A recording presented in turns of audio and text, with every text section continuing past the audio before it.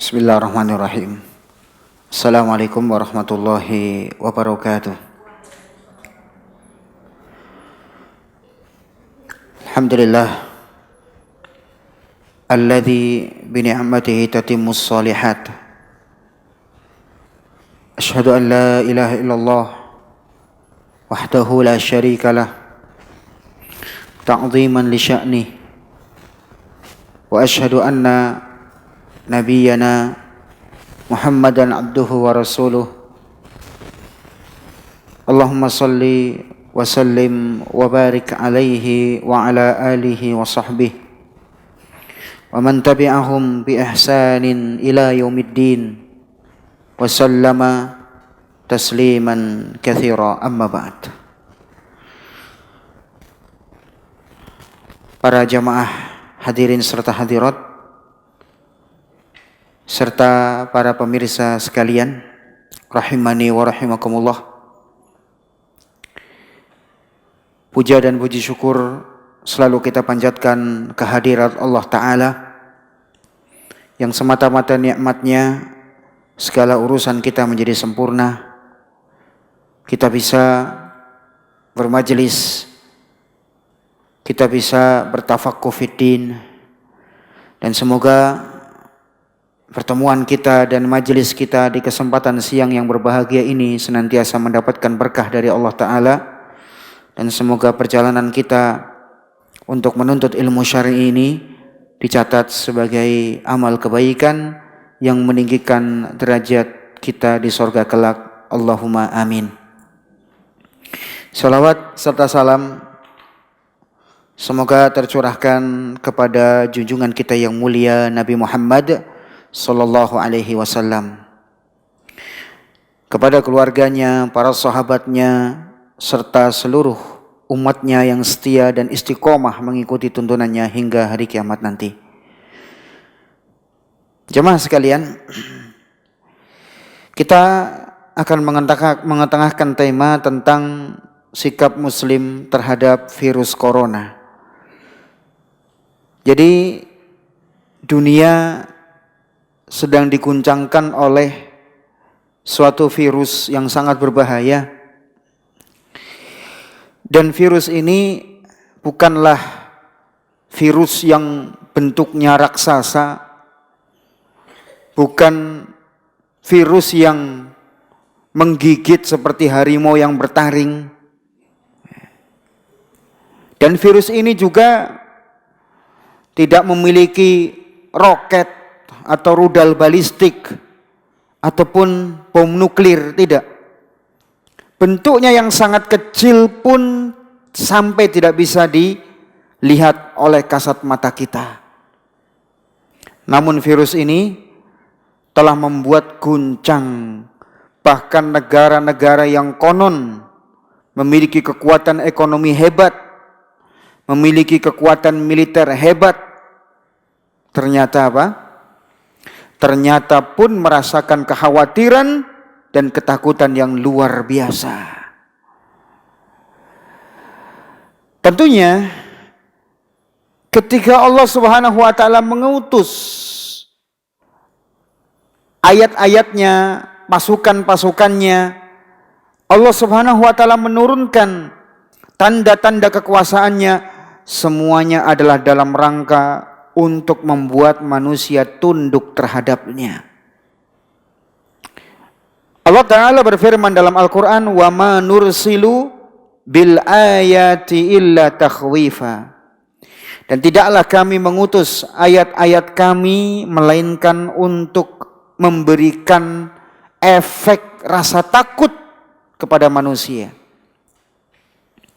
Karena kita lihat banyak sekali manusia itu kalau sudah mencapai sebuah pencapaian yang tinggi, sebuah prestasi hebat, maka kemudian mereka banyak yang lupa daratan, banyak yang sombong, banyak yang angkuh.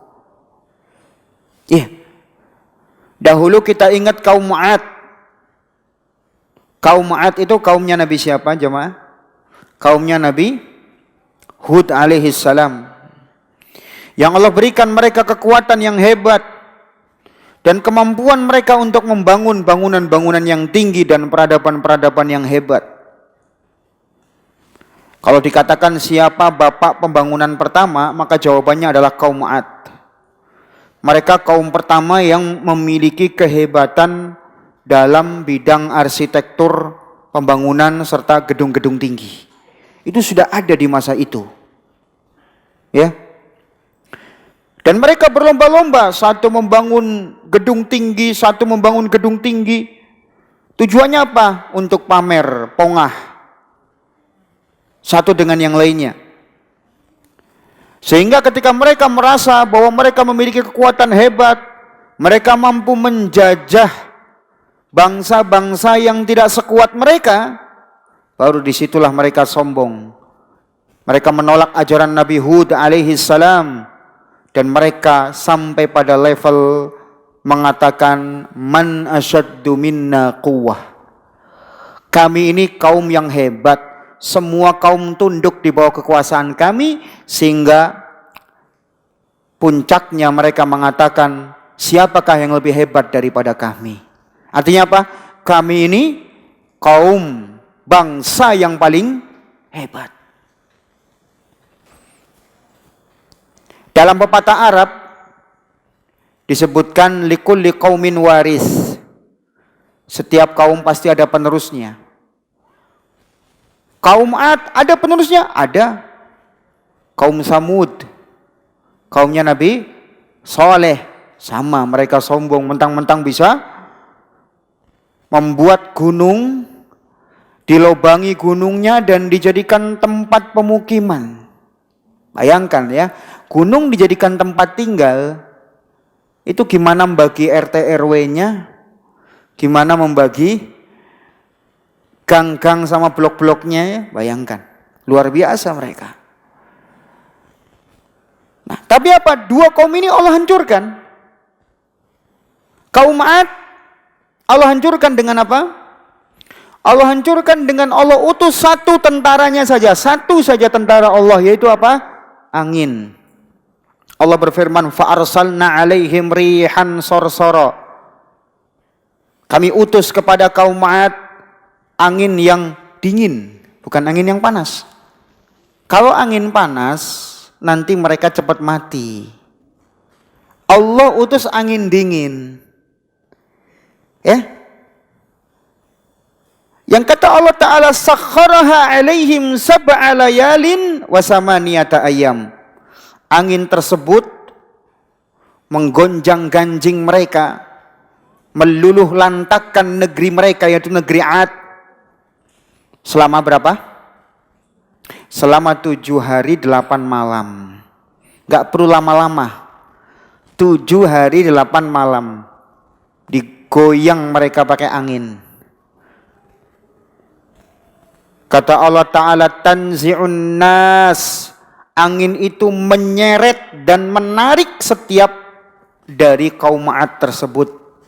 Jadi mereka mau sembunyi di bawah kolong, mau sembunyi di dalam lubang, mau sembunyi di kamar rumahnya yang rapat dikunci, angin itu bisa masuk dan menarik kaum Ad. Ya, ditarik oleh angin. Kemudian kata Allah, ka'annahum a'jazu nakhlin munqair. Mereka diombang-ambing oleh angin seolah-olah apa? Seolah-olah mereka seperti pelepah korma yang sudah kering. Ya. Jadi diputar-putar mereka di udara selama apa? 7 hari 8 malam. Setelah itu mereka dilemparkan ke bumi, ya. Kemudian mereka menjadi seperti pelepah korma yang kering, rontok. Bayangkan, kepalanya hilang, tangan hilang, kaki hilang, ususnya, bagian dalamnya entah kemana sudah centang perenang, nggak jelas. Ya, ini contoh kuasa Allah Subhanahu Wa Taala untuk menghancurkan sebuah kaum yang apa? Yang sombong. Kaum Samud sama. Allah utus satu pasukannya, yaitu apa? Yaitu suara halilintar yang sangat keras dan sangat memekakkan telinga mereka. dan mereka langsung menjadi mayat bergelimpangan di dalam rumah-rumah mereka. Rumah yang dahulu mereka banggakan dan mereka sombongkan. Fir'aun sama. Ya. Fir'aun sombong. Fir'aun merasa apa? Dia adalah Tuhan yang paling tinggi. Bukan lagi Tuhan yang tinggi, tapi Tuhan yang paling tinggi. Itu Fir'aun mengatakan seperti itu. Ana rabbukumul a'la. Saya Tuhan kalian yang paling tinggi. Kata al-a'la itu artinya isim tafdil yang memberikan arti lebih dan paling. Jadi kalau a'la berarti paling tinggi. Padahal ini seharusnya hanya berhak dimiliki oleh Allah semata. Tapi Fir'aun mengklaim dirinya Tuhan yang paling tinggi. Allah hancurkan hanya di mana? Ditenggelamkan ke dalam laut. Itu pun Fir'aunnya sendiri yang datang ke laut. Gak perlu lautnya Allah utus jadi tsunami, gak perlu. Tenggelam Fir'aun hanya dengan lautan. Belum Allah utus tentara-tentaranya yang lainnya. Jamaah sekalian, kalau kita perhatikan profil dari kaum yang sombong itu Allah hancurkan hanya dengan satu pasukannya. Namrud sombong. Namrud Allah matikan hanya dengan seekor nyamuk. Datang lagi orang yang mirip kayak mereka. Ya. Kemarin pemimpin Cina, presidennya mengatakan apa? Tidak ada kekuatan yang bisa menghalangi apa? Cina. Apa yang terjadi? Allah hanya utus coronavirus yang gak terlihat, ya gedean nyamuk lah. Kalau nyamuk masih lebih gede. Ini virus gak kelihatan, kecil. Sebagai bukti kalau apa? Kalau mereka itu sebenarnya kaum yang lemah tapi sombong. Sombong. Maka Allah utus virus untuk apa? Untuk menghinakan mereka supaya mereka tidak sombong. Virus yang kalau dia menempel di sebuah benda, umurnya hanya sekitar berapa jam? 12 jam. Itu virus corona. 12 jam umurnya. Tapi luar biasa bisa membuat apa? Manusia satu bumi goncang, geger, takut. Itu kuasa Allah. Ya. Oleh karena itu jemaah, ketika kita berbicara virus corona, kita tidak boleh lepas dari tinjauan syariat. Tidak boleh apa? Lepas dari tinjauan syariah. Betul. Bu, sudah belum bu? Di belakang. Perhatiin bu sini bu ya, lagi pengajian ya. Baik. Jadi kalau kita berbicara virus corona, saya ulangi lagi, berarti kita harus mengkaitkan virus corona ini dalam tinjauan syariat. Harus dikaitkan dengan tinjauan syariat. Kenapa harus dengan tinjauan syariah? Sebab corona itu yang menciptakan siapa? Allah Ta'ala. Itu keyakinan kita sebagai seorang muslim.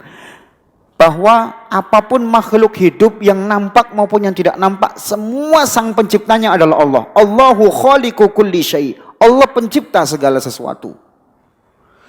Berarti berbicara masalah virus ini, kita pun harus mengembalikan kepada tuntunan syariat.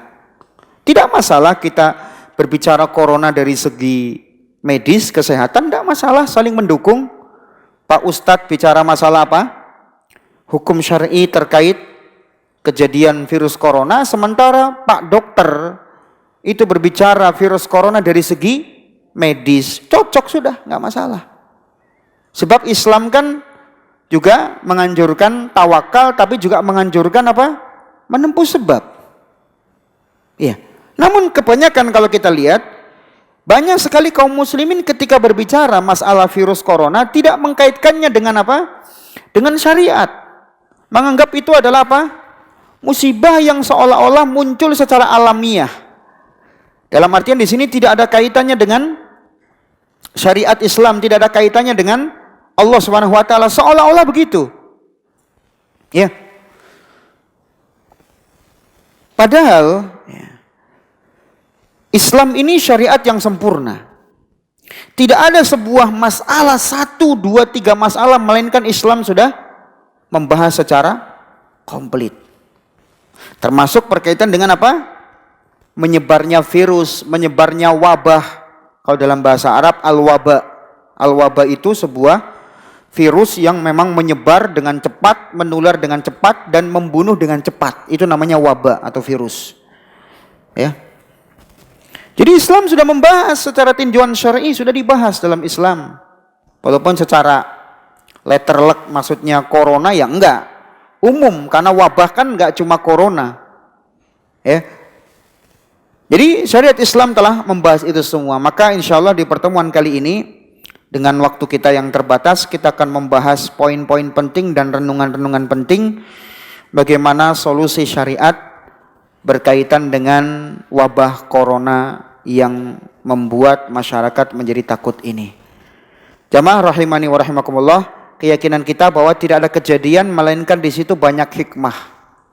Banyak hikmahnya. Ya. Karena Allah Subhanahu wa taala tidaklah menurunkan musibah melainkan di situ ada hikmah di dalamnya, termasuk wabah corona ini. Baik, kita langsung masuk renungan pertama.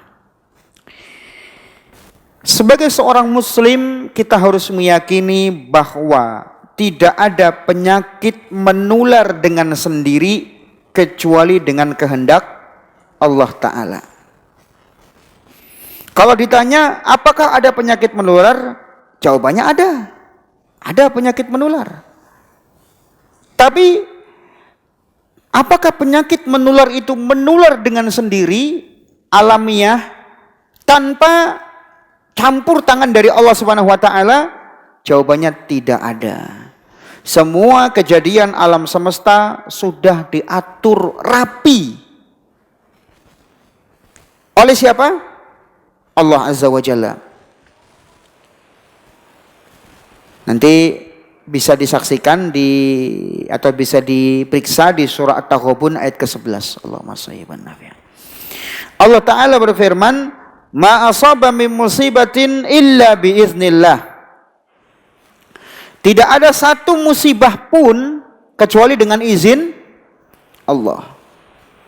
Saya tanya jemaah yang hadir di sini, corona musibah enggak? Musibah. Allah katakan tidak ada satu musibah pun. Kata musibah ini kata nakiroh, kata yang tidak dicantumkan alif lam, berarti memberikan faedah umum. Seluruh musibah, termasuk corona, termasuk banjir yang kemarin dialami oleh sebagian masyarakat.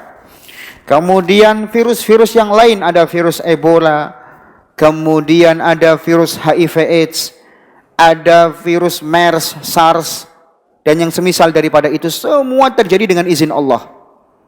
Ya. Tidak ada virus-virus itu datang sendiri, muncul sendiri, nongol sendiri, nyerang sendiri, nggak ada. Semua sudah Allah atur. Ya. Sebab Allah nyatakan tadi tidak ada satu musibah pun melainkan dengan izin Allah. Ini sadari bahwa kita orang muslim itu beda dengan orang non-muslim. Orang non-muslim oke lah. Itu keyakinan mereka karena mereka tidak meyakini adanya Tuhan. Kecuali yang yakin. Ya. Kalau mereka beranggapan apa? Mereka beranggapan bahwa musibah itu yang muncul sendiri. Sehingga kita sebagai seorang muslim sudahlah. Tidak usah terlalu banyak ribet mikir. Kita imani bahwa ini musibah dari siapa? Allah Ta'ala. Adapun analisa-analisa ya wallahu a'lam saya nggak ngerti. Dan kita juga kurang info masalahnya. Ada info kemarin itu senjata biologisnya Cina yang bocor. Kemarin lagi ada yang mengatakan itu adalah apa? Rekayasa. Wallahu a'lam saya nggak tahu itu.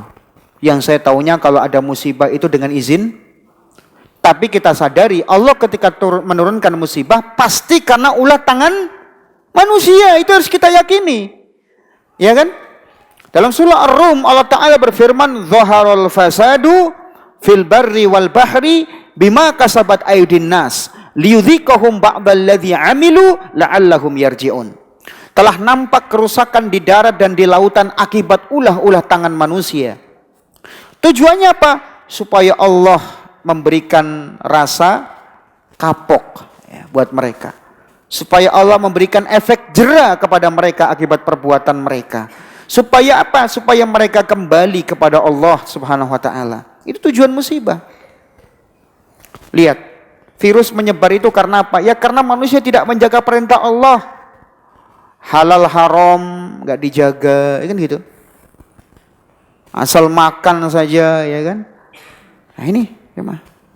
Maka dari itu musibah itu pasti Allah Subhanahu wa taala jadikan untuk pelajaran buat manusia. Dan segala hal sudah Allah catat di Lauh Mahfuz 50.000 tahun sebelum Allah menciptakan langit dan bumi. Kataballah maqadirul khalaiq qabla an yakhluqas samawati wal ard bi 50 alfasanah. Allah telah mencatat takdir setiap makhluknya 50.000 tahun sebelum Allah ciptakan apa? Langit dan bumi. Baik, ini renungan pertama jemaah sekalian. Ya, sadari bahwa semua terjadi dengan izin Allah. Sehingga apa? Sehingga serahkan segala hal ini kepada Allah. Tawakallah kita kepada Allah, namun juga tetap menempuh apa? Sebab. Kita yakin musibah apapun menimpa kita, selagi kita apa? Selagi kita tawakal sama Allah, tidak akan membahayakan kecuali dengan izin Allah. Ya. Sampai pun kalaupun langit runtuh menjatuhi kita, langit runtuh. Jangankan virus apa? Virus SARS, MERS, HIV AIDS, Ebola, Corona dan yang semisal. Langit runtuh pun kalau Allah belum mentakdirkan kita mati, ya belum mati. Karena kematian itu kan Allah yang takdirkan. Allah takdirkan seorang mati dengan cara Allah, terserah Allah mau matinya bagaimana. Ya. Sehingga di sini keyakinan kita sebagai seorang muslim, seluruh makhluk Allah kalau ingin membahayakan kita tidak akan bisa membahayakan kita kecuali dengan izin Allah. Semua terjadi dengan izin Allah. Ya. Nabi kita sallallahu alaihi wasallam bersabda, "Walau ijtama'u 'ala an yadurruka bi syai'in lam yadurruka illa bi syai'in qad katabahu Allahu 'alaik, rufi'atil aqlamu wa jaffatis suhuf."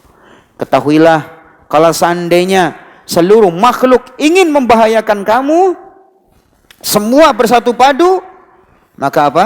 Mereka tidak akan bisa membahayakanmu kecuali dengan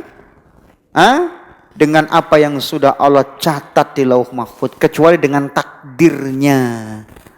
Ya, kata Nabi, rufi'atil aqlamu wa jahfatis suhuf. Telah diangkat pena-pena dan telah kering lembaran-lembaran. Ya. Selanjutnya renungan kedua. Seorang muslim wajib menjalankan perintah-perintah Allah dan Rasul-Nya serta menjauhi larangan-larangan keduanya. Siapa yang menjalankan perintah dan menjauhi larangan, pasti Allah akan jaga dia. Jadi kalau Allah ingin menjaga kita dari musibah apapun, termasuk corona, kuncinya apa? Jalankan perintah Allah, jauhi larangannya. Taati Rasul, jauhi larangannya. Allah jamin, Allah akan jaga. Ya. Jadi bukan cuma sekedar menjaga kesehatan, menjaga pola makan, pola istirahat, tidak. Betapa banyak orang menjaga kesehatan, pola makan, ya tetap kena kok virus, ya. Jadi pada intinya apa? Bukan cuma itu saja, tapi yang lebih penting adalah Pak, menjaga perintah Allah dan jauhi larangan-larangannya. Itu yang paling penting. Dalam sebuah hadis Nabi kita sallallahu alaihi wasallam bersabda, "Ihfazillaha yahfadka." Jagalah Allah, niscaya Allah akan menjagamu. Kalau kita mau menjaga Allah, Allah pasti akan menjaga kita. Mungkin timbul pertanyaan, "Ustaz, kok Allah dijaga? Bukannya Allah yang menjaga kita?" Gimana nih jawabannya? Maksudnya apa ibu-ibu? Jagalah Allah maksudnya apa? Jagalah agama Allah, jaga perintah-perintahnya, jauhi larangan-larangannya. Apa balasannya? Yahfadka, niscaya Allah akan menjagamu. Menjaga dari apa? Ya dari berbagai macam mara bahaya yang menyerang kita.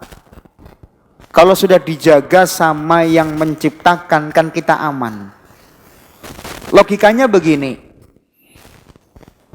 Kita hampir dikejar misalkan sama anjing galak ya. Yang ngejar kita tiba-tiba. Tapi pas lagi mau ngejar, tiba-tiba datang si empunya, tuannya, majikannya anjing ini ya, dipegang ya. Sehingga apa? Gak jadi ngejar kita. Oh, sudah aman. Namanya anjingnya sudah dipegang sama siapa? Si empunya, aman kita.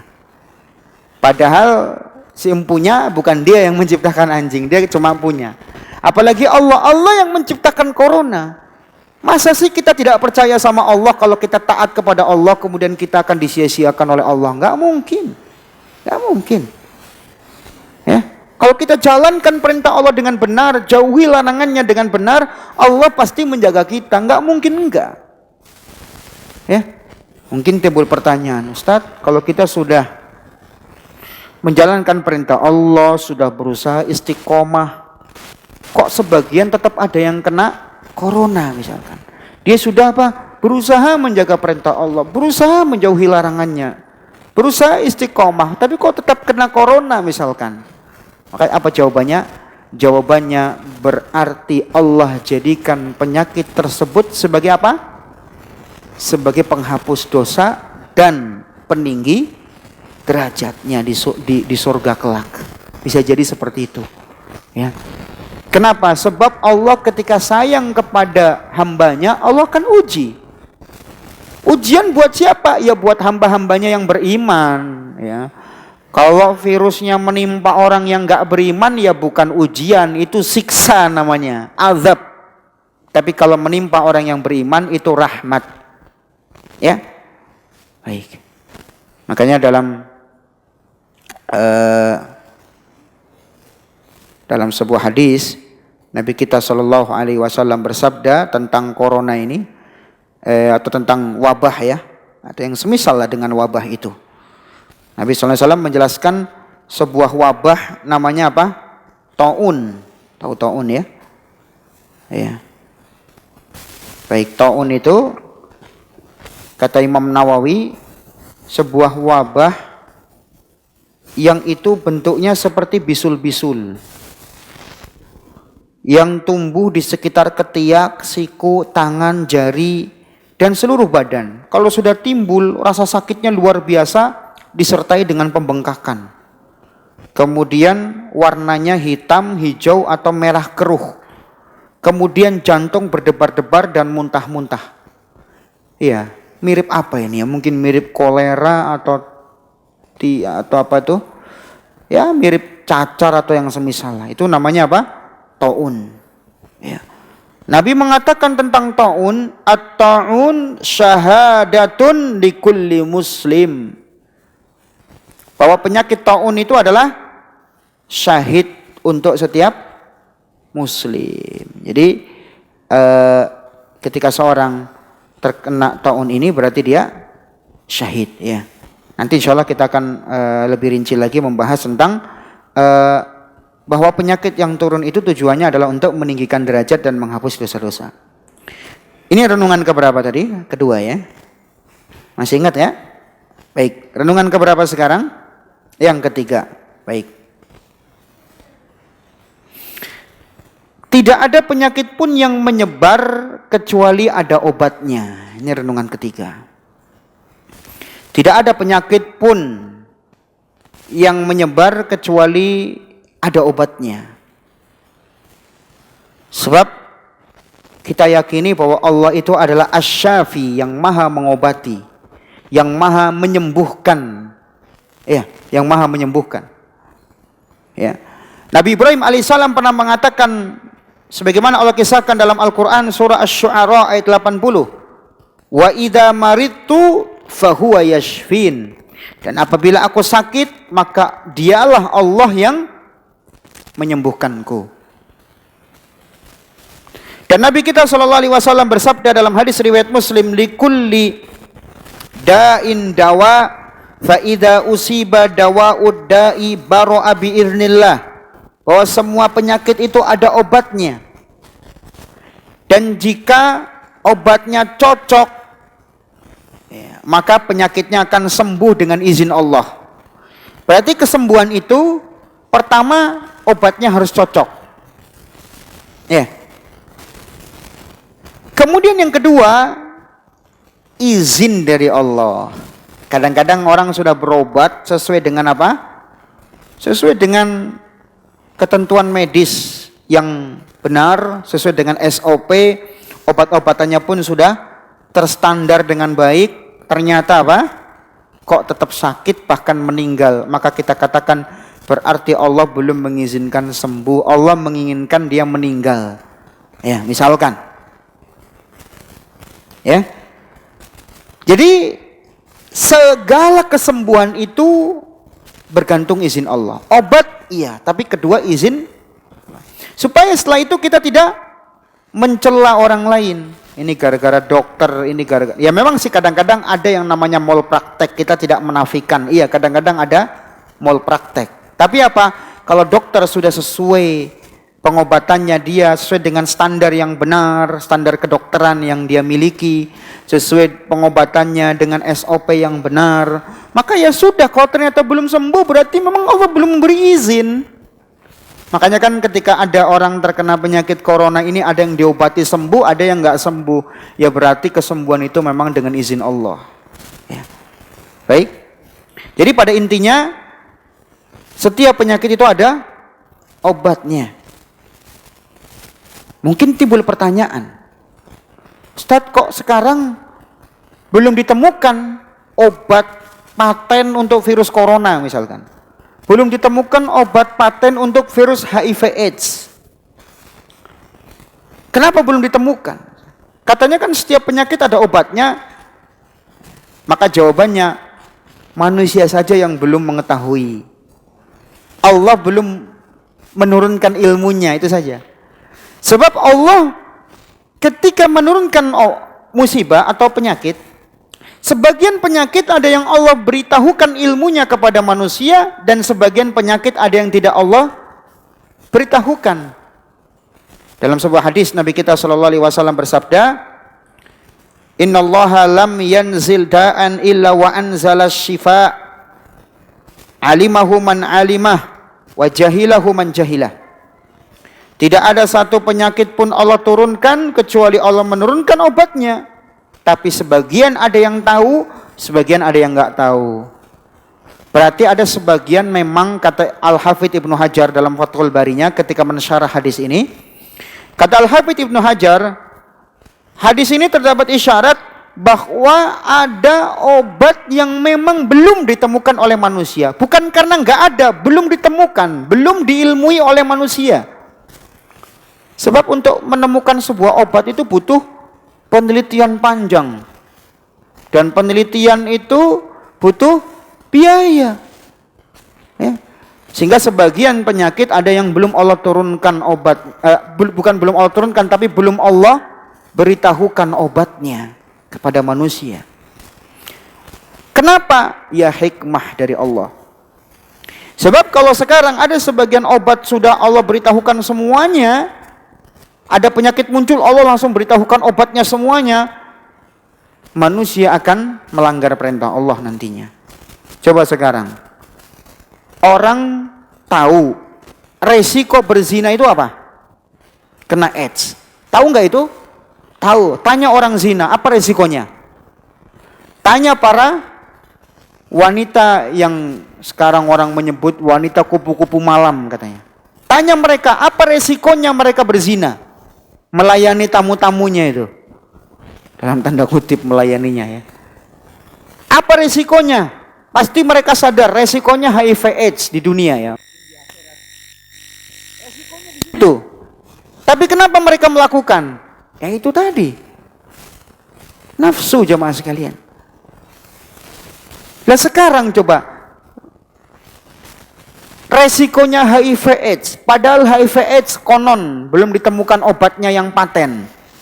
Mereka saja masih melanggar, lah apalagi kalau ada obat HIV/AIDS. Orang makin apa? Makin nekat zinanya, makin berani. Habis zina tinggal mampir kemana? Ke apotik. Oh, dikasih obat cair tinggal diminum sama segelas air putih langsung rontok HIV AIDS-nya. Oh, tambah gencar dia berzina. Ya.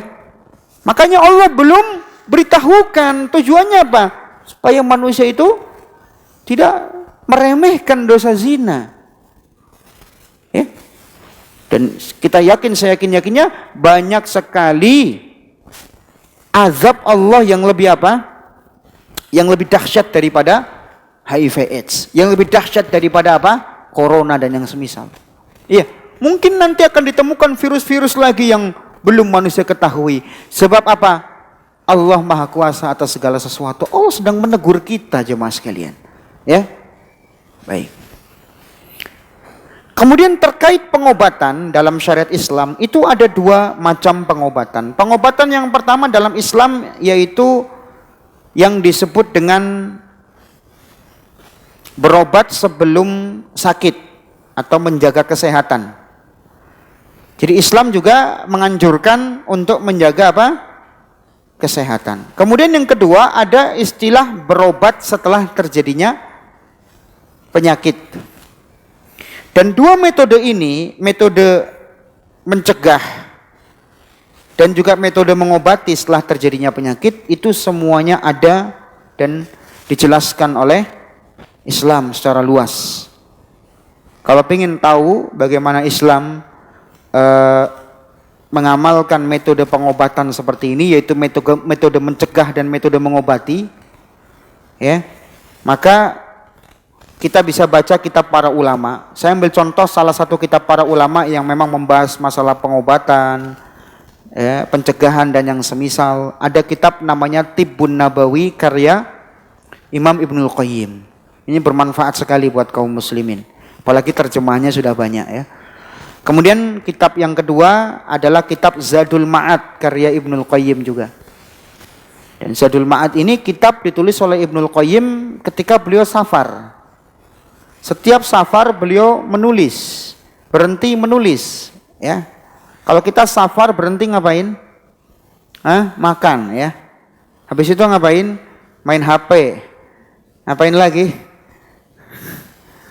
Ibnul Qayyim selama safar itu menghasilkan kitab Zadul Ma'ad. Dan kalau hadirin mau tahu, kitab Zadul Ma'ad itu yang paling tipis, dicetak sebanyak 4 jilid, itu yang paling tipis. 1 jilid sekitar 700 halaman sekian. Itu cetakan yang paling tipis, yaitu 4 jilid. Ada cetakan yang lebih daripada itu, yaitu sampai 7 jilid ada. Ya.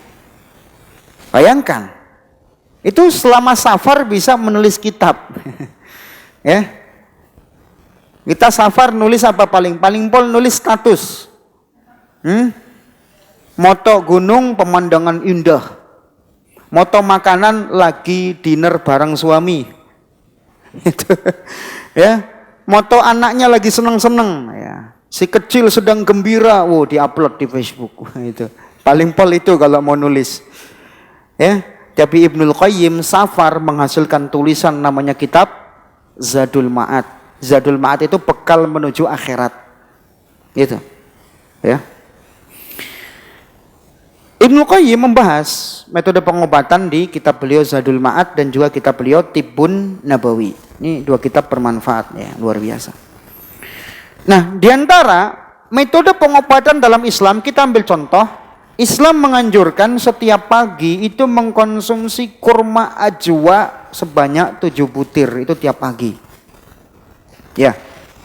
Kurma ajwa itu kurma apa? Kurma ajwa itu kurma Madinah yang warnanya hitam bulat itu, ya. Itu kurma ajwa. Faedahnya apa? Nabi kita sallallahu alaihi wasallam bersabda, "Man istabaha bi sab'i tamaratin ajwah lam yadurruhu dalikal yauma summun wala sihrun." Barang siapa yang mengkonsumsi 7 butir kurma ajwah pada pagi hari, maka dia tidak akan terkena racun maupun sihir. Jadi fungsi daripada kurma antara lain antibodi, ya, sebagai penguat ketahanan bodi kita. Maka manfaatnya apa? Manfaatnya diantaranya dengan mengkonsumsi kurma ajwa akan terjaga dari racun dan sihir. Ustaz nyari korma ajwa agak susah. Ya, silahkan korma-korma yang lain nggak ada masalah. Tapi yang paling utama adalah korma ajwa. Ya, ini saya membawakan hadis. Jadi jangan salah paham. Jangan-jangan Ustadz penjual korma. Maaf, saya bukan penjual korma. Ya. Ya. Ini hadis Nabi saya bawakan bukan karena saya penjual korma. Ya. Karena dahulu pernah ada orang memalsukan hadis tujuannya untuk melariskan dagangan. Iya, sampai tega memalsukan hadis demi melancarkan dagangannya. Contoh, penjual terong pernah membuat hadis palsu. Al-badinjan shifaun min kulli da. Terong adalah obat dari segala penyakit. Hadis palsu. Dibuat-buat hadisnya supaya terongnya laku. Ini nggak boleh membuat hadis-hadis palsu. Jualan sih jualan silakan, tapi nggak usah pakai hadis palsu. Sama juga, ya, membawakan hadis Nabi silakan, tapi jangan niatnya buat apa? Hanya untuk melariskan jualan. Silakan jualan nggak apa-apa, tapi jangan pakai dalil untuk melariskan jualan, ya. Itu modus beda lagi nanti, ya. Jadi ini Nabi SAW menjelaskan 7 butir korma ajwa setiap pagi akan terjaga dari apa? Racun maupun sihir.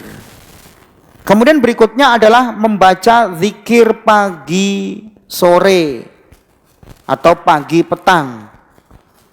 Kapan zikir pagi petang dibaca, Ustadz? Bisa dibaca setelah seorang zikir subuh, ya, sholat subuh kemudian zikir, baru zikir pagi sampai terbit matahari, ya. Kalau belum sempat setelah terbit matahari ya nggak apa-apa. Ya, kalau nggak sempat. Baik. Kemudian zikir sore kapan? Mulai setelah asar, zikir asar, kemudian zikir sore atau zikir petang. Ya. Sampai kapan? Sampai terbenam matahari. Itu waktunya. Jadi sebenarnya waktunya nyantai gitu loh. Nggak mesti harus dibaca satu waktu. Tidak, nyantai. Ya. Tapi kadang-kadang saking santainya sering orang meremehkan zikir pagi petang ini. Sampai-sampai nggak sempat zikir. Ya. Ya itulah kita kadang-kadang sok sibuk. Itu alasan klasik namanya sok sibuk itu. Padahal baca zikir kan tidak bikin capek. Apa ada seorang baca zikir kemudian lehernya jadi sakit? Kecuali kalau zikirnya sambil gini-gini ya.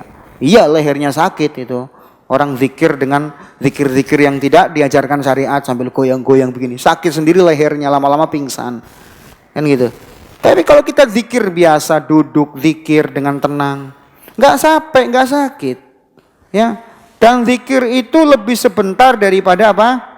Daripada seorang melakukan aktivitas lain. Wong kadang-kadang ngobrol saja bisa lama. Ya. Kadang-kadang beli sayur. Padahal sayur yang dibeli cuma 2 macam, ngobrolnya sama abang sayurnya bisa sampai 1/4 jam. Padahal sayur yang dibeli cuma 2, ya ngobrolnya bisa 1/4 jam. Ya, padahal berdiri kuat berdiri, kok giliran zikir pagi sore enggak kuat.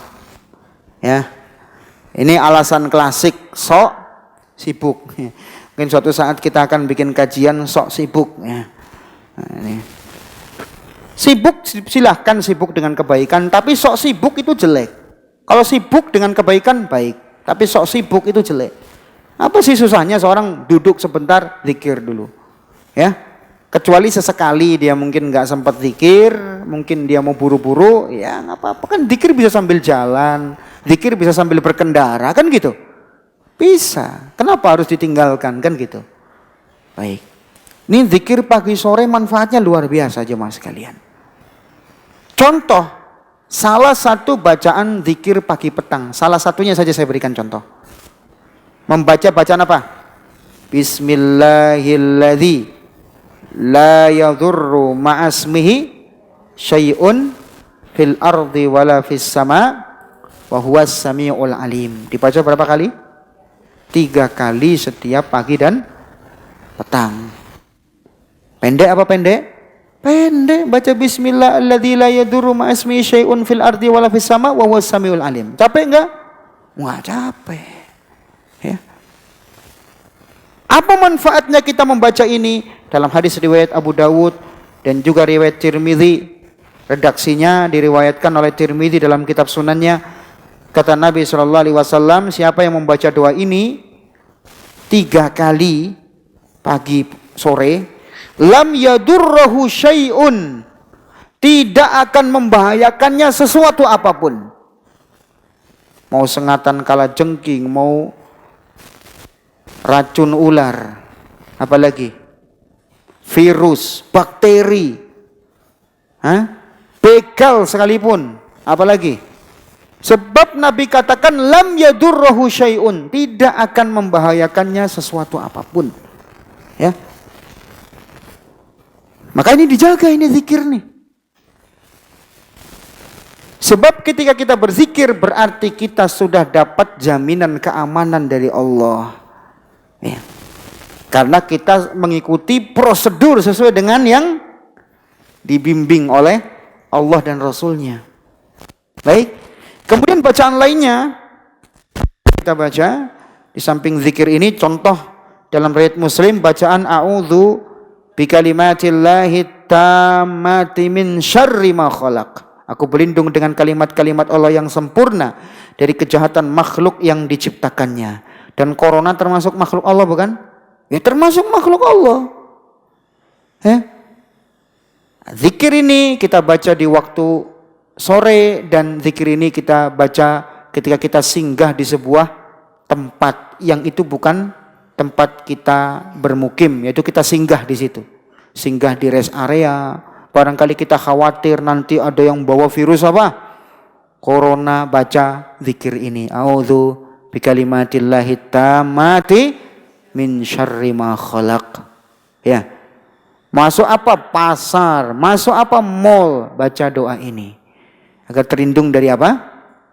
Yaitu tadi, terlindung dari kejahatan makhluk-makhluk ciptaan Allah. Ya.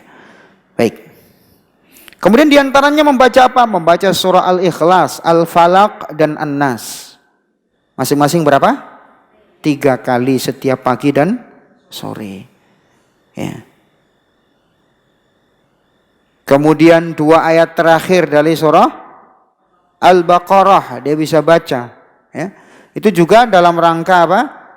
Perlindungan, ya, dari segala macam keburukan-keburukan. Intinya, ringkasnya, zikir itu melindungi seorang muslim dari apa? Mara bahaya. Kita sering kadang melupakan manfaat zikir. Ya. Sekarang orang sibuk cari apa? Masker, ya. Tapi buku-buku zikir masih belum terbeli itu. Iya. Ustaz, kalau begitu kita nggak boleh pakai masker. Bukan nggak boleh, silahkan pakai masker itu untuk tindakan pencegahan, silahkan. Itu juga bagian dari ikhtiar. Tapi jangan terlalu, bahasanya anak muda, jangan terlalu lebay lah sama masker itu. Masker saja sampai ditimbun. Pakai masker saja berlebihan, ya. Masuk rumah saja pakai masker. Di depan suaminya, di depan istrinya pakai masker. Itu kan berlebihan seperti itu. Ya, saking takutnya sama corona begitu. Itu sampai saya berapa kali saya perhatikan itu habis masker-masker itu di mana? Di apotek-apotek, ya. Biasanya masker itu banyak loh, tiba-tiba kok apotek ini pada nggak stok masker, tiba-tiba habis, ya. Tapi kalau buku-buku bacaan doa wirid masih apa? Masih banyak insya Allah di toko-toko buku. Ya, beli aja itu. Ya, beli aja itu. Baik. Ini jamaah rahimani wa rahimakumullah. Manfaat zikir itu luar biasa. Sebab ketika kita berzikir berarti kita menyerahkan urusan kita sama Allah. Sebab berarti kita sedang minta perlindungan kepada Zat yang maha besar, yang tidak ada yang lebih besar daripada Dia. Ini. Kemudian renungan yang keempat. Boleh melakukan tindakan ikhtiar agar tidak terkena penyakit corona atau wabah corona, dan itu tidak sama sekali menafikan tawakal. Saya ulangi, boleh seorang melakukan tindakan ikhtiar, tindakan pencegahan guna terhindar dari wabah corona, dan itu tidak termasuk apa? Menafikan tawakal. Contoh tindakan ikhtiar apa? Hati-hati kalau beli makanan, ya. Masuk restoran, jangan sembarangan masuk restoran. Ya. Jangan hanya ini restorannya enak, nilai ratingnya di Google tinggi, komentar-komentarnya orang bagus, masuk saja ke restoran itu. Jangan. Ya. Lihat kehalalannya. Bisa nggak dipastikan kehalalannya? Dari mana Ustadz kita tahu kehalalannya? Lah, negara kita kan punya lembaga namanya MUI. Itu kan lembaga yang memang punya legalitas di negara kita untuk merekomendasi sebuah produk, sebuah makanan halal apa tidak. Ya. Kalau restoran-restoran yang memang itu restoran Jepang, restoran Korea, restoran Eropa, ya, restoran Amerika, kita lihat ada nggak label halalnya dulu. Ya kalau restoran Indonesia yang memang yang masak jelas-jelas Muslim, ya model-model warung Padang, ya, atau warteg yang memang sudah kita kenal ya orangnya yang itu yang jualan, ya nggak masalah lah nggak pakai label itu ya, barangkali saya nggak tahu aturannya ya. Tapi kalau restoran-restoran yang kita masih meragukan, iya ini ada restoran apa? Restoran dari Cina, ini restoran dari mana? Korea. Jangan mentang-mentang ya dari Korea dimasuki aja dari Korea ya. Tahu-tahu apa? Belum ada label halalnya. Masakannya masih pakai apa? Kalau babi mungkin jarang orang pakai babi. Inilah kesalahan kita. Kita menganggap, sebagian kita menganggap bahwa yang namanya non halal itu kalau pakai babi berarti non halal. Kalau nggak pakai babi berarti halal. Salah. Sebab non halal bukan cuma babi. Orang masak pakai arak. Disebut apa sekarang? Angciu misalkan.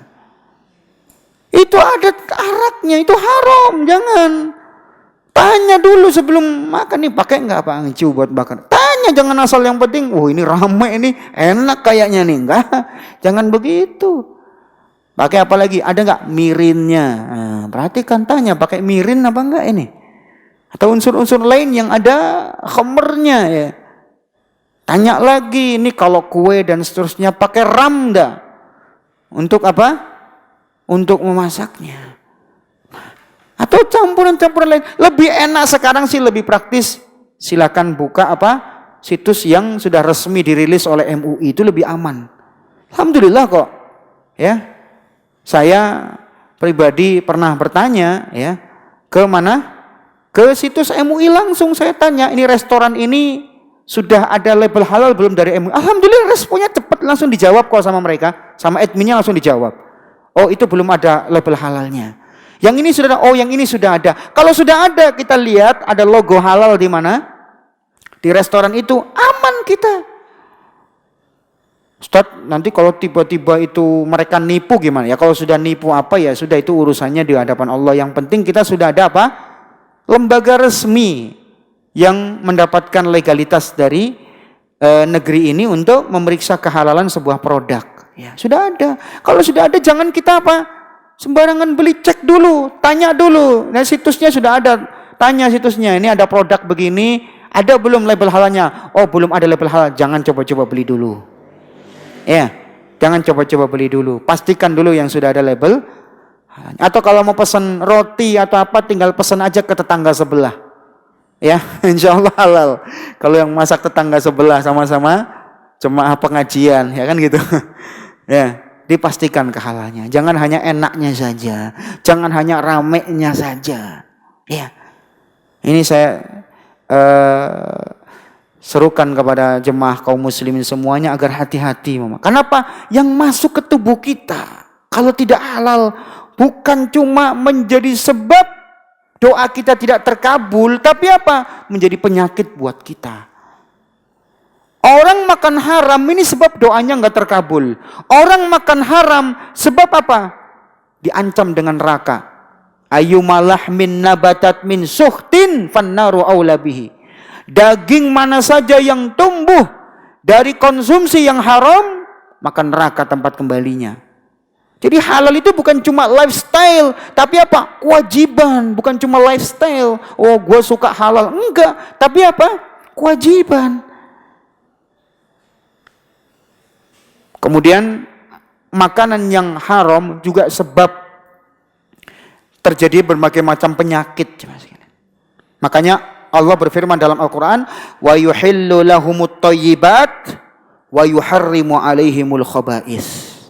Allah haramkan kepada mereka sesuatu yang baik dan haramkan sesuatu yang buruk. Berarti yang haram itu pasti buruk dan pasti dampaknya buruk buat tubuh kita. Ya. Baik. Babi pasti mengandung bahaya karena haram. Bangkai dimakan pasti bahaya. Demikian juga binatang-binatang yang memang dilarang untuk dibunuh. Ada binatang dilarang untuk dibunuh. Misalkan apa? Lebah, tawon. Maksud saya tawon di sini tawon yang menghasilkan madu. Itu dilarang dibunuh. Jangan sampai makan apa? Makan oncom tawon. Nggak boleh. Tawon ini nggak boleh dibunuh. Maksud saya di sini tawon yang menghasilkan madu ya. Bukan tawon yang memang dia kerjaannya nyengat, bukan. Ini tawon madu. Kemudian apa? Kemudian yang dilarang dibunuh katak. Katak itu dilarang dibunuh. Sehingga otomatis nggak boleh apa? Dimakan. Dibunuh saja nggak boleh apalagi dimakan. Tapi sekarang restoran-restoran katak itu apa? Ramai. Iya. Bahkan orang muslim pun iseng-iseng aja makan katak ya. Kayak nggak ada makanan lain. Padahal yang halal lebih banyak dari yang haram. Tapi sebagian orang dikasih tahu ini haram, dikit-dikit haram, dikit-dikit haram. Ya, semuanya haram semua. Padahal yang haram dengan yang halal banyakan mana? Yang halal. Banyak tuh yang daging-daging yang halal. Ya. Kemudian apalagi kelelawar. Kelelawar itu dilarang dibunuh. Sehingga nggak boleh dimakan. Ini orang makan kelelawar di sup. Pelawarnya masih meringis sudah dimakan. Giginya aja masih kelihatan tuh, masih mangak-mangak gini. Udah dimakan, ya Allah ya Rabbi. Lah gimana Allah tidak menurunkan apa? Penyakit yang macam-macam lah, makanannya saja yang aneh-aneh ya. Demikian juga binatang-binatang yang dilarang untuk yang diperintahkan untuk dibunuh. Contoh ular itu boleh dibunuh. Ya, karena memang ini binatang mengganggu dan membahayakan. Ini ular malah dimakan. Diklaim bahwasanya apa? Darah kobra itu jamu sama obat. Ada yang jual itu darah kobra untuk jamu. Jangan percaya Bapak Ibu, jangan percaya, bohong itu. Sebab Nabi SAW pernah mengatakan apa? Ya, tadawaw wala tatadawaw biharam. Berobat itu boleh, tapi tidak boleh berobat dengan sesuatu yang haram. Kobra kan haram dimakan. Itu binatang jelek, khabith, ya. Kemudian binatang beracun. Kemudian apalagi binatang memang diperintahkan untuk dibunuh karena mengganggu, kok malah dimakan. Itu. Ya. Kalau ternyata sembuh bagaimana? Itu sembuhnya bukan karena darah kobra. Itu khawatirnya istidraj dari siapa? Allah. Dibiarkan sembuh biar dia semakin tertipu. Ya. Dan ternyata memang binatang-binatang semacam ini yang menyebarkan virus-virus berbahaya. Virus-virus yang apa? Yang berbahaya. Maka ini ma'asyiral muslimin rahimani wa rahimakumullah. Ya, kita tetap diperintahkan untuk menghindari yang haram. Kemudian apalagi di antara tindakan pencegahan di antaranya apa? Mencuci tangan, ya. Ya, mencuci tangan. Biasanya banyak dari sebagian masyarakat tidak perhatian dengan mencuci tangan. Nah, sekarang dengan adanya corona banyak yang kemudian pada dikit-dikit cuci tangan, ya. Dikit-dikit cuci tangan. Ya, tapi alhamdulillah mulai sadar lah. Dan itu sudah diajarkan kok dalam Islam. Jadi Islam itu agama yang mengajarkan kebersihan. Coba kita setiap mau wudu apa? Cuci tangan dulu. Tidak langsung apa? Masukkan air kemana? Ke mulut. Tahu-tahu tangannya kotor bagaimana? Makanya kita diperintahkan cuci tangan dulu. Baru apa? Kumur-kumur kan itu.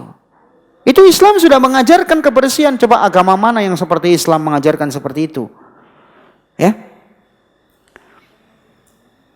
Kalau saya pernah memperhatikan tutorial cara mencuci tangan agar aman dari corona. Saya perhatikan cuci tangan atas bawah, berseling-seling.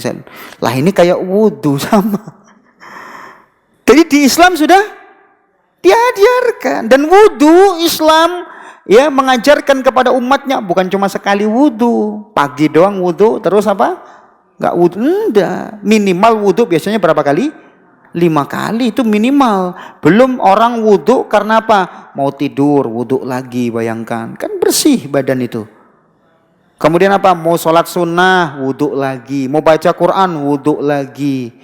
Islam itu menjaga wudu, ya. Bahkan Nabi mengatakan wala yuhafidu alal wudu illa mu'min. Tidaklah seorang menjaga wudunya kecuali orang mukmin. Di luar Islam tidak ada yang jaga wudu.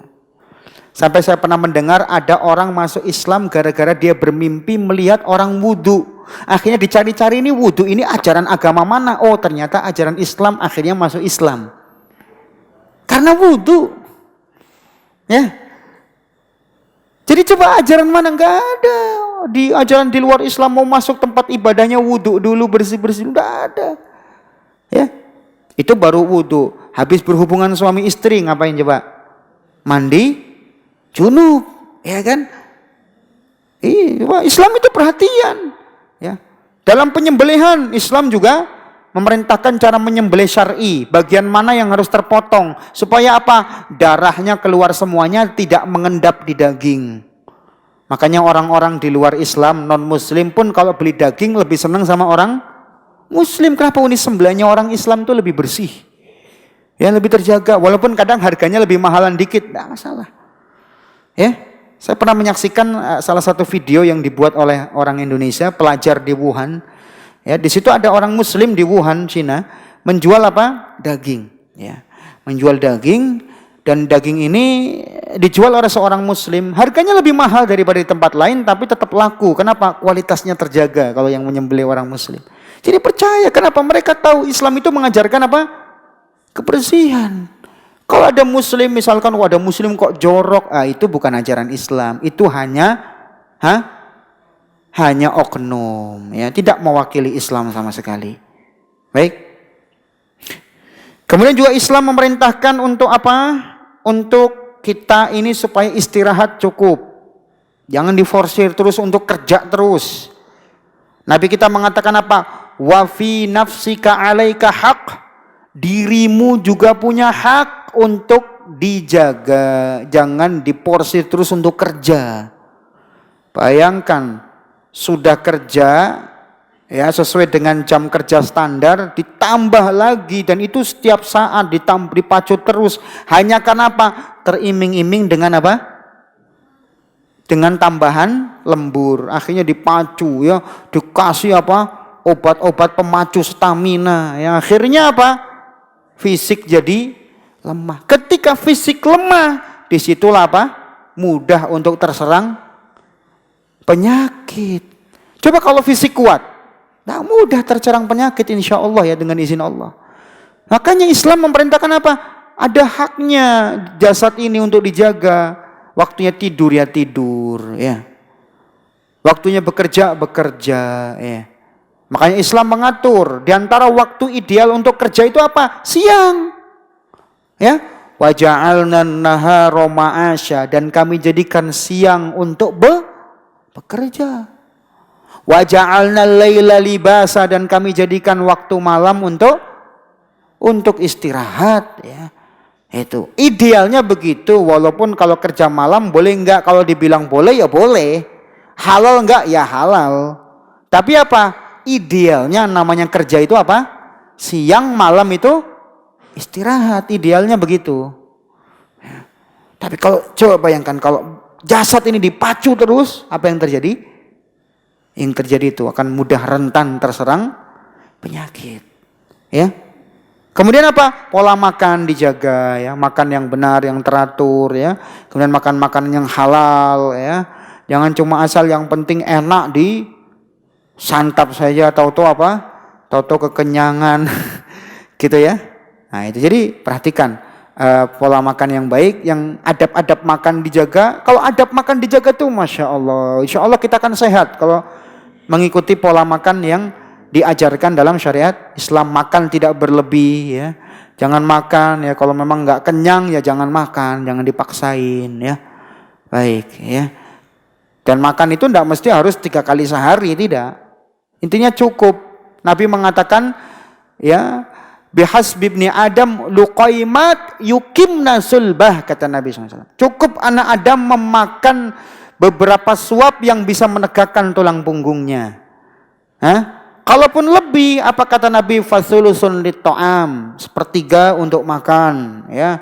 Wasulusun lisyarab, sepertiga untuk minum. Wasulusun linnafas, ya, sepertiga untuk napas, ya.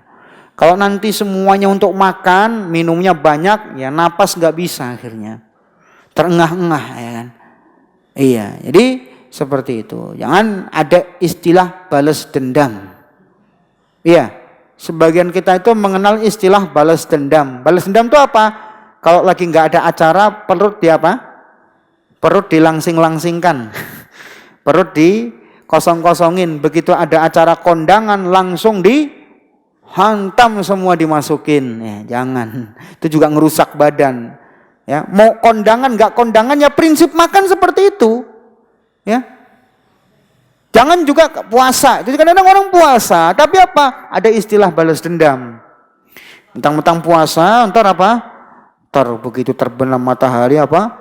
Gua mau balas dendam. Oh, balas dendam bener. Makan balas dendam sama siapa? Apa salah perut kita kalau harus kita balas dendam sama perut kita? Ya, ya itu akhirnya malah merusak. Ya, jadi ini jaga pola makan yang benar itu juga penting, sebab Islam pun menjaga yang namanya pola makan. Lihat Nabi SAW dan para sahabatnya. Lebih banyak laparnya apa lebih banyak kenyangnya? Laparnya mereka lebih banyak. Ya, laparnya mereka lebih banyak. Bahkan pernah ada sahabat bersendawa ya. Itu di depan Nabi. Ya, artinya dia kekenyangan, bukan karena sakit, enggak. Kan ada orang kadang sendawa karena masuk angin. Enggak, ini karena kekenyangan. Ya. Apa kata Nabi SAW? Azhibu anna jusa'akum. Singkirkan sendawa kalian, jangan bersendawa depan kita. Ya. Fa inna aktsarun nasi ju'an yaumal qiyamah aktsaruhum syaba'an fid dunya au kama qala. Orang yang paling banyak lapar nanti di padang mahsyar adalah orang yang sering kenyang di dunia. Ya, orang yang sering kenyang di dunia enggak mau merasakan lapar, dia adalah orang yang paling apa? Lapar nanti ketika di padang mahsyar. Ya, mau makan apa coba di padang mahsyar? Kayak ini para jemaah rahimani wa rahimakumullah, ya. Jangan kita itu hidup untuk makan, ya. Jadi ada dua kata, hidup untuk makan apa makan untuk hidup. Kalau hidup untuk makan, berarti itu orang-orang non-muslim, orang-orang kafir, hidupnya untuk makan bersenang-senang. Walladzina kafaru yatamatta'una wa ya'kuluna kama ta'kulul an'am wan naru maswal lahum. Orang-orang kafir itu apa? Hidupnya itu makan, senang-senang, cari hiburan. Ya, memenuhi nafsunya, syahwatnya. Wan naru maswallahum, tapi neraka tempat kembalinya mereka. Apa aja dimakan mereka, kalau perlu kala jengking saja dimakan. Jajanannya mereka itu di pinggir jalan ada jajanan apa? Kala jengking. Kalau ibu-ibu di sini jajanannya cilok, ya. Mending cilok masih halal ya. Ini jajanannya apa? Kala jengking, kecoa, nauzubillah. Apa saja dimakan mereka. Apa saja dimakan, bayangkan. Nauzubillah. Kita orang muslim enggak seperti itu ya. Baik. Selanjutnya apa? Selanjutnya di antara tindakan pencegahan, ya pakai masker silahkan sesuai dengan anjuran dokter atau ahli kesehatan, tapi juga jangan terlalu berlebihan pakai masker ya. Jangan terlalu berlebihan, takutnya berlebihan ya. Sampai mau apa? Di hadapan suami saja mesti pakai masker. Suaminya padahal sehat-sehat saja nggak apa-apa. Baik. Selanjutnya menjauh dari tempat wabah dan menjauh dari seorang yang terkena wabah. Jadi jangan mendekat malah ke tempat wabah, jangan. Sebab Nabi SAW memerintahkan ya dalam sebuah hadis, kata Nabi SAW,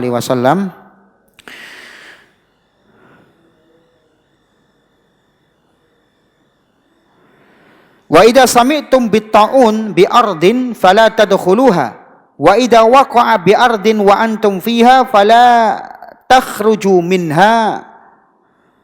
Jika kalian mendengar tentang wabah atau tentang taun di sebuah tempat, maka jangan apa? Jangan kalian memasuki tempat itu, jangan kalian memasuki negeri itu. Dan jika kalian mendengar sebuah negeri terjangkiti wabah, yang ada di dalam negeri itu jangan keluar, lari dari wabah, nggak boleh. Jadi Islam mengenal tindakan apa? Karantina.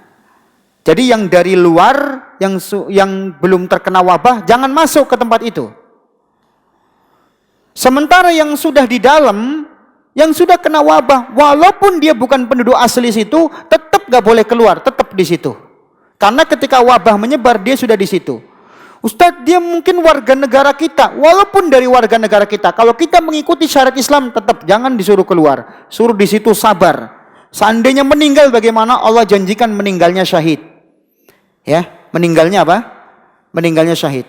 Mungkin corona tidak sama persis tadi ya seperti taun. Cuman kalau seorang apa sabar dalam wabah, ya, dan dia ternyata meninggal, Allah janjikan meninggalnya syahid. Nabi SAW menjanjikan meninggalnya apa?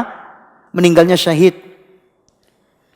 Nah sekarang ada orang warga negara itu dari situ asli, warga negara memang orang terkena virus, tapi dia sudah di luar. Misalkan sudah lama tinggal di Indonesia, ya. Maka juga tidak dipulangkan sebab dia tidak membawa epidemi penyakit. Jadi nggak perlu dipulangkan. Kalau dipulangkan malah dia jadi kena penyakit jadinya malahan. Itu Islam seperti itu. Jadi punya tindakan pencegahan yang dari luar tidak boleh dimasukkan ke dalam sehingga tertular. Yang dari dalam jangan dikeluarkan sehingga menular. Ya, itu tindakan pencegahan karantina. Sehingga kemarin tindakan pemerintah Saudi Arabia untuk sementara menutup ya pelaksanaan ibadah umroh itu juga untuk kemaslahatan, untuk kebaikan bersama. Karena apa? Karena kalau nanti tidak ditutup sementara penyakit masih penyebarannya luas, nanti akan menyebar jemaah sekalian. Ya, dan itu sama sekali tidak menghilangkan tauhid. Apa dibilang ini tauhidnya enggak kuat? Sama sekali enggak. Sama sekali. Ya, justru ini pencegahan dan masuk kaidah mengambil apa? Mengambil kerusakan yang lebih ringan daripada kerusakan yang lebih berat. Ya, dalam rangka apa? Dalam rangka mempertimbangkan ya, kaidah al-masalih wal mafasid, kaidah kemaslahatan maupun menghilangkan kemudaratan. Jadi itu sudah dipertimbangkan baik-baik oleh para ulama maupun para pemimpin di sana untuk kemaslahatan kaum muslimin juga. Ya, karena sebelum-sebelumnya pun ya, beberapa kali wabah menyebar dan banyak menyebabkan jemaah haji meninggal. Ingat kita di tahun 87 ya, banyak jemaah haji meninggal karena wabah apa? Meningitis ya, sehingga aktivitas-aktivitas pun dihentikan ya. Ini jemaah sekalian, semua untuk kemaslahatan. Jadi kita jangan suudzon ya dengan pemerintah Saudi ya dalam hal ini ya. Jadi jemaah sekalian rahimani wa rahimakumullah, kita kembali ke pembahasan bahwa Islam itu memerintahkan ketika ada wabah di sebuah tempat, yang di dalam tempat itu jangan keluar. Dan ini pernah terjadi di masa Umar bin Khattab ketika muncul sebuah taun, penyakit taun di Syam, di sebuah tempat namanya Amwas. Ya. Di Amwas itu taunnya muncul dan menyebar sampai ke negeri Syam ya. Terkena penyakit itu dan korbannya menyebabkan kaum muslimin ya sekitar 10.000 kaum muslimin meninggal dunia. Banyak yang meninggal, sekitar 10.000. Dan di masa itu tuh korban sebanyak itu banyak. Ya, sebab jumlah kaum muslimin enggak sebanyak sekarang di masa itu. Ya. Ini sampai 10.000. Makanya Umar bin Khattab membuat kebijakan yang dari luar dilarang masuk ke Syam, yang dari Syam dilarang keluar, untuk mencegah supaya penyakit tidak menyebar. Dan ternyata ijtihadnya Umar bin Khattab disepakati oleh sahabat yang lain.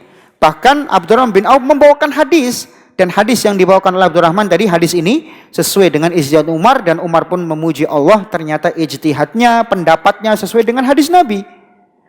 Ya. Walhamdulillah para sahabat ketika mengamalkan sunnah ini, penyakit wabah taun tidak menyebar. Kenapa? Karena mereka sadar bahwa ini perintah Nabi. Coba kalau mereka ngeyel, ya, kabur supaya nggak tertular, ya, apa yang terjadi? Yang terjadi penyakit akan semakin menyebar kemana-mana. Alhamdulillah Abu Ubaidah bin Jarrah, sahabat selevel Mu'ad bin Jabal, mereka sabar walaupun akhirnya mereka meninggal karena taun. Coba kalau mereka tetap melanggar perintah Nabi, menyebar, yang satu ke Mekah, yang satu lari ke Mesir, yang satu lari ke Irak, yang satu lagi lari ke mana? Lari ke Yaman. Ya, apa yang terjadi? Yang terjadi wabah akan semakin menyebar dan semakin sulit dikendalikan dan korban akan semakin banyak. Kita ingat ya sebuah kejadian di Eropa ya, yang disebut dengan wabah mematikan, namanya Black Death ya. Ini wabah di Eropa yang konon membunuh sekitar 75 juta jiwa, sebagian ada yang mengatakan sampai 200 juta jiwa. Kalau benar ini 200 berarti lebih dari setengah penduduk Indonesia ya. Penduduk Indonesia berapa? Hah? Banyak ya berarti. Kalau memang benar segini ya, antara 75 atau 200 juta korbannya. Sampai-sampai di Inggris yang populasinya 3,7 juta tinggal 2,2 juta di waktu itu. Ya, ini virus yang luar biasa, Black Death, dan virus ini terjadi di abad ke-14. Berarti 7 abad setelah apa? Taun Amwas ya. 7 abad setelahnya ya, setelah masa pemerintahan Umar bin Khattab ya, di Eropa. Ya, kita tahu ya waktu itu Eropa itu ya mereka lebih didominasi oleh orang-orang kafir, sehingga mereka tidak paham kaidah-kaidah semacam ini kecuali belakangan. Ya, akhirnya Pak, orang-orang Eropa pergi kemana-mana. Sebagian pergi kemana? Ke Meksiko. Ya, orang-orang Spanyol tiba di Meksiko dan orang-orang Eropa Spanyol di sini menyebarkan penyakit apa? Cacar di Meksiko. Ya, sehingga membunuh ya penduduk dalam jumlah yang banyak. Kemudian di bulan Oktober 1520 juga mereka memasuki ibu kota bangsa Aztec ya. Dan di situ menyebar wabah cacar dan yang semisal sampai sekitar 250.000 jiwa meninggal, mati ya. Kemudian di tahun 1778 ya, Kapten Inggris yang bernama James Cook ya, memasuki Hawaii ya, dan Hawaii ketika itu penduduknya sekitar 500.000 penduduk ya. Dan ternyata wabah dari Eropa nyebar kemana? Ke Hawaii ya, sehingga orang-orang di Hawaii ada yang kena tipus, TBC, cacar, sehingga populasi pribumi Hawaii tinggal sekitar 70.000 dari 500.000. Kenapa? Karena dibiarkan menyebar. Itu yang terjadi. Kalau Islam tidak. Islam itu punya tindakan apa? Pencegahan. Dan ini yang sekarang ini diamalkan dan dikerjakan oleh medis. Aturan yang namanya apa? Karantina sekarang. Padahal itu dari Islam sebenarnya. Jujur nggak jujur, mereka harus jujur, ini dari Islam ya.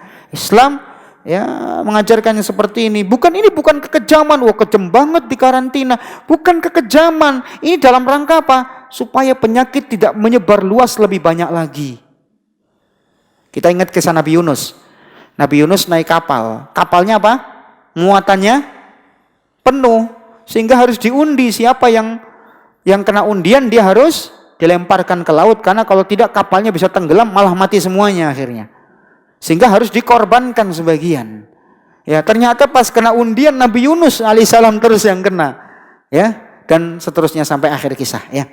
Jadi di sini kita ambil faedah, Islam itu mengambil tindakan yang namanya meninggal atau mengambil mudarat yang lebih kecil.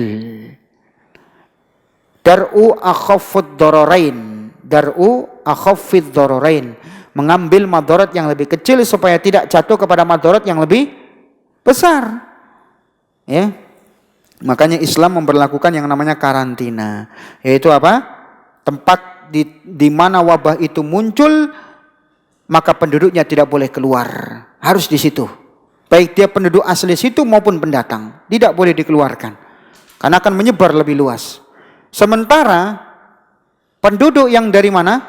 Yang dari luar dilarang masuk ke situ karena akan menyebarkan penyakit lagi nanti. Jadi seperti itu jemaah sekalian. Dan Nabi kita SAW bersabda, firra minal majdzum firaraka minal asad. Larilah kau dari penyakit kusta sebagaimana kau lari dari singa. Jadi kalau sudah ada yang terkena wabah itu jangan kita deketi. Jangan kita deketi. Ya. Karena kalau dideketi akan menular. Meskipun itu keluarga kita, iya, biarkan diobati dulu, biarkan dikarantina dulu oleh ahli kesehatan untuk diobati ya. Jadi tidak kita buru-buru untuk mendekati ya, doakan saja mudah-mudahan disembuhkan dari penyakit tersebut. Baik, jadi kita diperintahkan untuk apa? Lari dari kusta sebagaimana kita lari dari singa. Termasuk lari dari apa? Orang yang terkena penyakit yang menular, kena virus dan yang semacam itu. Baik. Kemudian diantara kesempurnaan syariat Islam, Islam memerintahkan ketika bersin, itu apa sunnahnya kalau bersin, jemaah? Kata Abu Hurairah dalam riwayat Abu Dawud, Tirmidzi dan yang lain-lain, riwayat ini disahihkan oleh Syekh Al-Albani. Kata Abu Hurairah, anna Nabiyya sallallahu alaihi wasallam kana idza atasa ghatta wajhahu biyadihi au bisaubihi wa ghatta biha sautahu. Nabi sallallahu alaihi wasallam ketika bersin, beliau menutup wajahnya dengan tangannya atau dengan kainnya. Ya, kemudian beliau merendahkan suaranya. Jadi kalau bersin apa? Tutup pakai tangan ya. Udah menutup wajahnya pakai tangan. Atau pakai apa? Kain baju. Atau pakai apa? Sapu tangan misalkan. Ini saya ambil contoh sapu tangan ya. Ya, ditutup gini ya. Itu. Supaya apa? Supaya penyebaran virusnya tidak lebih banyak. Itu tujuannya jemaah sekalian ya. Tujuannya diantara itu. Bukan malah bersin dikerasin. Gitu lah. Atau jus gitu. Sehingga apa? Suaranya kemana-mana. Sampai-sampai ada sebagian orang itu kalau bersin, tetangganya sampai 10 rumah itu kedengeran. Oh, yang bersin itu Bapak A ya. Jelas suaranya gitu. Jangan, bukan seperti itu. Nabi itu kalau bersin menutupi wajahnya ya, atau menutupi wajahnya dengan telapak tangan atau dengan bajunya ya, atau kalau kita bisa juga dengan apa? Tisu atau sapu tangan ya. Kemudian apa? Kemudian merendahkan suara, bukan malah dikeraskan ya suara bersinnya. Ini bagian dari adab. Makanya Islam itu sempurna dan mengajarkan apa? Kebaikan. Kalau kita ajar, praktekkan syariat Islam, insya Allah kaum muslimin itu sehat-sehat. Sehat-sehat insya Allah ya.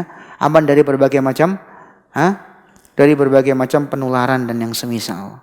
Ya. Dan belum lama juga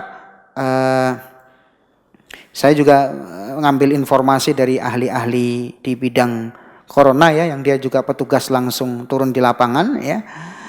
Petugas ini juga memberitahukan bahwa apa? Bahwa yang namanya corona itu kan sebenarnya tidak beda dengan flu yang kita rasakan. Orang flu itu juga corona, cuman beda COVID-nya. Kalau yang saat ini ditakutkan itu yang COVID berapa? 19. Nah gitu. Makanya kalau syariat Islam ini diterapkan, aman kita dari yang namanya COVID-19 ataupun yang mungkin ya lebih daripada itu lah. Hanya Allah tahu yang mana yang lebih ganas dan seterusnya. Tapi kalau syariat Islam dipraktikkan luar biasa. Cuman terkadang sebagian terlalu meremehkan. Ya, meremehkan. Oh, enggak perlulah dikarantina. Oh, enggak apa-apalah datangkan orang dari luar. Lah ini bahaya. Ya, hanya karena urusan bisnis misalkan apa? Orang-orang yang datang dari tempat menyebarnya virus dimasukkan ke tempat yang aman dari virus. Ya nyebar akhirnya. Ini ya. Ini para jamaah rahimani wa rahimakumullah. Kemudian yang keberapa? Poin keberapa? Kelima ya. Ketika melihat orang terkena musibah, Nabi mengajarkan doa agar kita terhindar dari musibah tersebut. Jadi ketika kita melihat ada orang lain terkena musibah, Nabi mengajarkan doa khusus agar kita apa? Terhindar dari musibah itu. Contoh kita melihat ada belum lama berita ada korban meninggal dunia karena apa? Karena COVID-19 ini atau karena corona ini ya. Baik, misalkan di sebuah tempat kita mendengar atau sebuah tempat ada yang kena penyakit semacam itu, ada tuntunan doa yang diajarkan oleh Nabi. Apa doanya? Nabi mengatakan, "Man ra'a sahiba bala'in faqala." Barang siapa yang melihat orang yang terkena musibah, musibah apapun, tidak mesti harus corona. Kita melihat ada orang kecelakaan, oh na'udzubillah. Kita melihat ada orang kena gempa bumi, kita melihat ada orang kena banjir, kita melihat ada orang kena musibah-musibah yang lain, dan kita aman di tempat kita. Maka ketika kita melihat ada orang yang terkena korban tadi, apa doa kita? Nabi mengatakan, bacalah alhamdulillah alladzi afani mimma btalaka bihi wa faddalani ala katsirin mimman khalaqa tafdhila. Saya ulangi, alhamdulillah, segala puji itu milik Allah. Alladzi afani mimma btalaka bihi, yang telah menjagaku dari musibah yang menimpamu. Wa faddalani ala katsirin mimman khalaqa tafdila, dan Allah telah memberikan kelebihan kepadaku dengan kelebihan yang banyak, ya. Baik, ini yang kita baca. Kalau kita baca doa ini, apa kata Nabi? Illa ufiya min dzalikal bala kainan ma kana ma'asha. Siapa yang membaca doa ini, dia akan terjaga dari musibah selagi dia masih hidup, ya. Jadi kalau ada orang, kita mendengar ada orang terkena corona atau apa, baca doa ini. Kita mendengar ada tetangga sebelah kena musibah, kita baca doa ini, alhamdulillahilladzi afani mimma btalaka bihi wa faddalani ala katsirin mimman khalaqa tafdhila. Kita melihat ada orang misalkan di jalan pincang jalannya, alhamdulillah kita enggak pincang, maka kita baca doa ini, alhamdulillah alladzi afani mimma btalaka bihi wa faddalani ala katsirin mimman khalaqa tafdhila. Kemudian renungan yang ke-6, kewajiban setiap muslim untuk waspada dari berita-berita palsu, berita-berita hoax, ya. Karena kondisi-kondisi genting, ya, menjadi rentan dimanfaatkan oleh pihak-pihak yang tidak bertanggung jawab untuk menyebarkan berita-berita hoax, berita-berita palsu, ya. Dan Nabi mengancam orang yang menyebarkan berita palsu dan menakut-nakuti umat Islam, diancam. La yahillu li muslimin an yurawwi'a musliman, kata beliau. Tidak boleh, ya, bagi seorang muslim untuk menakut-nakuti muslim yang lain. Contohnya menakut-nakuti dengan apa? Berita hoax. Ya, jadi kita nggak usahlah terlalu banyak-banyak sibuk, ya, membuka berita-berita dan channel-channel, terlalu sibuk mengikuti perkembangan corona dan semisal itu, ya. Akhirnya membuat kita menelan berita mentah-mentah yang nggak benar. Contoh berita yang jelas hoax, ya. Ya, ada berita kemarin mengkabarkan bahwa Saudi Arabia akan menutup perjalanan haji umrah selama setahun penuh, misalkan. Padahal dari pihak Saudi yang dirilis oleh kedutaan Indonesia, ya, pihak Saudi hanya menutup, ya, aktivitas seperti umrah dan semisal dalam waktu yang belum bisa ditentukan. Kok tiba-tiba ada berita setahun? Ini dari mana? Nah, ini kembali lagi hoax. Hati-hati kita. Maka tidak setiap sumber berita kita telan mentah-mentah, ya. Kemudian apa lagi? Kemudian ada lagi berita hoax, ya, bahwa apa? Kurma yang dari Saudi Arabia itu sudah tercemar kelelawar. Sehingga kurmanya harus apa? Dicuci sebersih-bersihnya. Ya, ini enggak benar, ya. Enggak benar. Kemudian berita lagi apa? Virus corona itu sembuh dengan bawang putih, ya, misalkan. Ini belum ada pembuktian maksudnya, ya. Wallahu a'lam, maksudnya belum ada pembuktian. Para ahli medis pun belum berani membuktikan yang seperti ini. Kan sesuatu kembalikan kepada ahlinya, ya enggak? Ya. Ini dari mana ini? Jadi kita kembalikan kepada ahlinya. Bahkan ahli vaksin, ya, itu belum juga bisa memastikan, ya. Artinya belum berani merekomendasi, benar enggak kalau bawang putih ini benar-benar obat buat apa? Buat virus corona. Artinya kalau sudah ada ahlinya, kembalikan kepada ahlinya. Fas'alu ahla dzikri in kuntum la ta'lamun. Kembalikan kepada ahlinya kalau kalian tidak tahu. Masalah agama, kembalikan kepada para ulama. Masalah kesehatan, kembalikan pada ahli kesehatan. Masalah pertanian, kembalikan kepada ahli pertanian. Masalah masakan, kembalikan kepada para ahli masakan, ya. Itu, jadi segala sesuatu kembalikan kepada ahlinya. Hati-hati, kita jangan termakan dengan berita hoax. Sudah, kita ini diperintahkan mengamalkan syariat, bukan sibuk-sibuk apa? Sibuk-sibuk menelaah berita, ya. Khawatir boleh, tapi ya jangan terlalu berlebihan lah khawatirnya, ya. Baik, jadi kaidah dalam Islam itu dalam surah Al-Hujurat ayat ke-6, ya ayyuhalladzina amanu in ja'akum fasiqun binaba'in fatabayyanu. Wahai orang-orang beriman, kalau datang orang fasik belum jelas agamanya, mengkabarkan berita, maka cross check dulu, jangan langsung dibenarkan. Baik, ya wallahu taala a'la wa a'lam bishawab. Saya kira saya cukup sampai di sini kajian kita untuk kali ini. Masih banyak sebenarnya renungan-renungan lain, karena waktu kita sudah habis, kita cukupkan sampai di sini. Wallahu taala a'la wa a'lam bishawab. Barangkali yang mau ditanyakan silakan.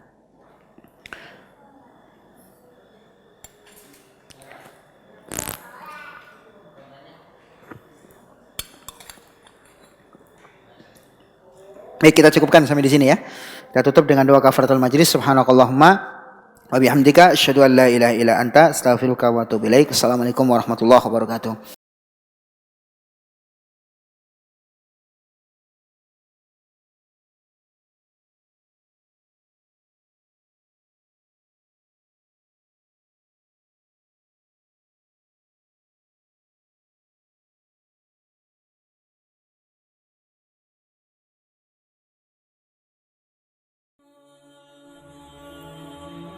Bantu yuk operasional Rumah Dakwah Al-Hujah dan terselenggaranya kajian serta dakwah Al-Hujah dengan menjadi donatur tetap setiap bulan berinfak Rp30.000. Dengan infaknya setiap bulan Rp30.000, insya Allah akan membantu dakwah Al-Hujah dan jadikan ini amalan yang istiqomah yang dilakukan terus-menerus atau kontinu. Allah mencintai amalan yang istiqomah walaupun sedikit.